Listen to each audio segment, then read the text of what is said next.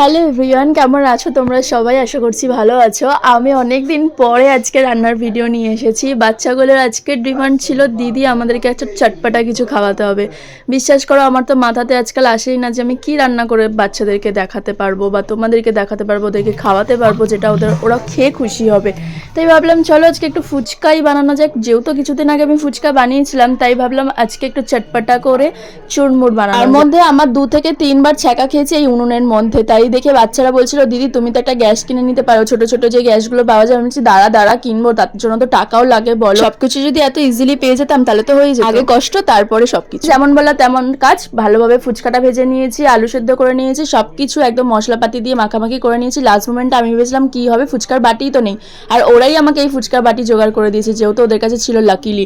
তো পেয়ে তো ওরা ভীষণ খুশি। মুটা কিন্তু ফাটাফাটি লেগেছিল, আমার মাও খেয়েছে ওরাও খেয়েছে, ওদের তো দারুণ লেগেছে। তোমাদের কেমন লাগলো অবশ্যই জানি।